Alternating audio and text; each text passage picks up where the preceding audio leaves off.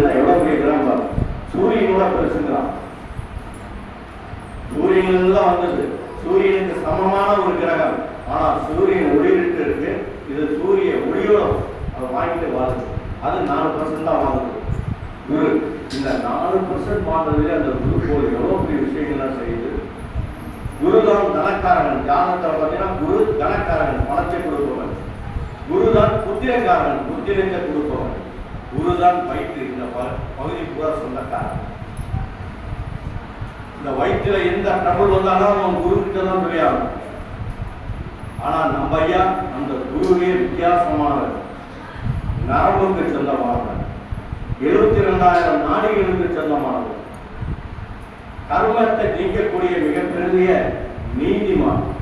அதனால அவர் பிடிச்சிருங்க, நீதிமான் அவரை பிடிச்சிருங்க. இந்த குரு பூர்ணிமால அவரை மனசார நேசிங்க, மனசுல என்னைக்குமே பதிவு பண்ணுங்க, பதிவு பண்ணுங்க. ஏன்னா இந்த மிருதாவின் ஒரு புத்தகத்துல மிகப்பெரிய மகான் ஒருத்தர் வருவாரு.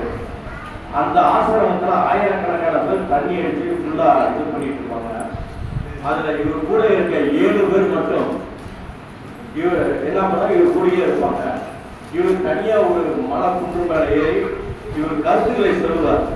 சொல்லும் போது அந்த 7 பேர் கேட்பாங்க, எல்லாம் தண்ணி அடிச்சுட்டு அப்படி எப்படி ஆடிட்டு இருக்காங்களே, நீ சொல்றதை ஏன் கேட்க போறாங்களா அப்படின்னு அவர் சொல்லுவார். நான் சொல்லுகின்ற இந்த ஒவ்வொரு வார்த்தையும் இந்த பிரபஞ்சத்தில் நிலைத்து இருக்கும். இங்கே இருக்கிறவங்க அனைவரும் இடத்திலையும் என்றோ ஒரு நாள் அவன் உள்ளத்திலே புகும் பொழுது அவன் மனிதனாக மாறுவான். அது விருதார் சொல்லுவார். அந்த மாதிரி தான் நானும் சொல்லிட்டு இருக்கேன். அந்த மாதிரி தான் ஐயா சொல்லிட்டு போனார்.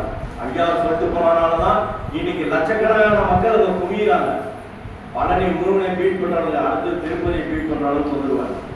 காரணம் என்னன்னா அவ்வளவு அற்புதங்களை நிறுத்துறாரு.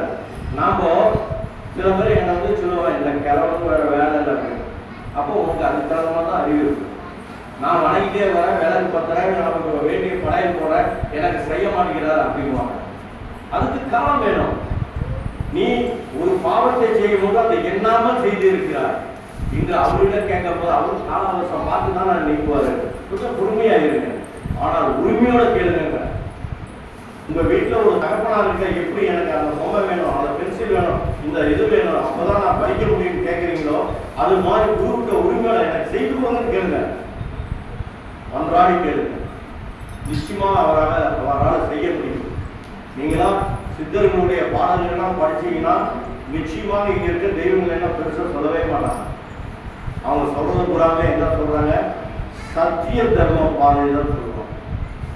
அதுதான் வள்ளலார் சொன்னார், அதுதான் ராகவேந்திரர் சொன்னார். எல்லாம் அவங்களாம் மிகப்பெரிய கடவுள். இன்னைக்கு சீரடி பாபா எல்லாம் சொல்றாரு. நாலு இந்த சத்திய தர்மம் தான் ஒரு மனிதனை மனிதனாக ஆக்கும். அவன் மிருகமாக இருக்கும். காரணம் என்னன்னா நம்மளுக்கு ஆசைகள் அதிகம். எவ்வளவுதான் ஒரு ட்ரெஸ் போட்டிருந்தாலும் பக்கத்து வீட்டுக்காரங்க ஒரு அழகான ட்ரெஸ் இருந்தா நம்மளை அறியாதே மனசு பதியுது, அந்த ட்ரெஸ் நல்லா இருக்கு.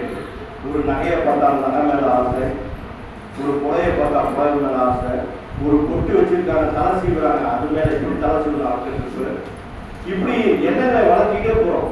அதனால உங்களுக்கு குழந்தைகளுக்கு சிறிய வயதிலே இருந்து பொய் பேச கற்றுக் கொடுக்காதீங்க. சில பொருட்களை இப்படி மறைச்சி வச்சு எங்களுக்கு கண்டுபிடி அப்படின்னு சொல்லாதீங்க. அதுதான் பொய்யா போகும். உண்மையை சொல்லிக் கொடுங்க, நேர்மையை சொல்லிக் கொடுங்க. இந்த உண்மையும் நேர்மையும் நிச்சயமான தெய்வ கடாட்சத்தை கொண்டு வரும். இதை மனப்பூர்வமாக நம்புங்க.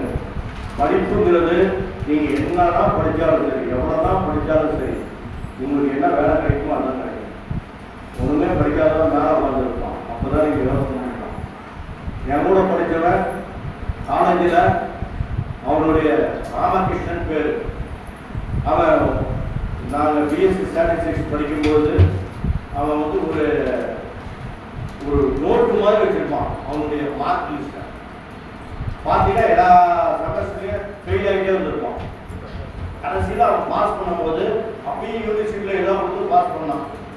பாஸ் பண்ணி அவனுடைய இது மார்க்கினுடைய இது பார்த்தா இவ்வளோ வச்சிருப்பான். அவன் இன்னைக்கு என்னவா இருக்கான்னு தெரியுங்களா? காலேஜில் ப்ரொஃபஸராக இருக்கான். இன்னைக்கு கிட்ட 1,00,000 ரூபா வேலை சம்பாதிச்சிருக்கான். வாடா கிளாஸுக்கு வாடாடா, எனக்கு நீங்கள் டயர்டாக இருக்கு, நான் போய் படுத்து விட்றேன்னு இன்னொரு கிளாஸில் போய் கொடுக்குவான். அவன் இன்னைக்கு ப்ரொஃபஸர், ஒரு 50 பிள்ளைகளுக்கு சொல்லிக் கொடுக்கக்கூடிய அமைப்பு வந்திருக்கு. அப்போ அவர் செய்த புண்ணியம் வந்துதான் விடாது. அந்த மாதிரி தான் சொல்றேன். நல்லது பிள்ளைகள் சொல்லிட்டே வந்தீங்கன்னா தானே அந்த வேலை அவன் என்ன எதிர்பார்க்கறானா அது அவனுக்கு கிடைக்கும். டாக்டரா, இன்ஜினியரா, கலெக்டரா, நீங்க அந்த பையனுக்கு ஊட்டி வளர்க்க வேண்டாம், அவனுக்கு நல்ல அறிவை கொடுத்து வளர்த்துங்க. அவனா படிச்சு வந்துடுவான். நாம நீ டாக்டர் தான் படிக்கணும் அவனை புஷ் பண்ண வேண்டாம், இன்ஜினியர் தான் படிக்கணும் அப்படின்னு சொல்ல வேண்டாம். நீ என்ன படிக்கிறீங்க அது நல்லா படி. கேம்ல இருக்கானா கேம்ல விளையாடுவது. டெண்டுல்கர் வந்து ஸ்கூலுக்கு கட்டடிச்சுட்டு அவன் 6ஆம் கிளாஸ் கூட போகல, கட்டடிச்சுட்டு வெளியே சுத்திட்டு இருந்தவன் கிரிக்கெட் தான் விளையாடுவான்னு சொன்னான். அப்புறம் கிரிக்கெட் விளையாடுறதா அந்த இதில் சேர்த்து விட்டாங்க. நீங்க எவ்வளவு பெரிய ஆளாயிட்டான். இங்க இந்த உலக சரித்திரத்துல படித்தவன் அறிவாளியும் இல்லை, படிக்காதவன் முட்டாளும் இல்லை, தெரிஞ்சுங்க. அதனால பிள்ளைகளுக்கு நல்ல அறிவை ஊட்டி வளர்த்துங்க. குருவை மறந்துட வேண்டாம். இந்த குரு புண்ணியமான உங்களுக்கு கெஞ்சி கேட்டுக்கிறதுல தான் குரு பாதத்தை என்னைக்குமே கையில சொல்லிக்கிட்டே இருக்க விடாதீங்க. அவங்களுக்கு உங்க உரிமையோட கேட்க கற்றுங்க.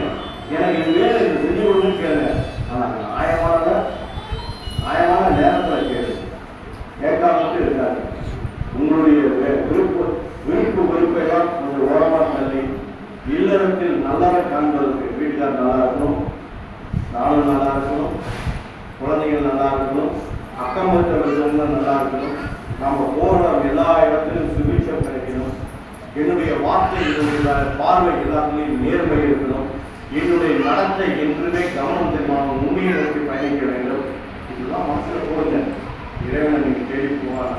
உங்கள் வீட்டில் எல்லாம் இருந்தால் நம்மளுடைய நம்ம சாதம் வந்துச்சு பூஜை பண்ணலாம்.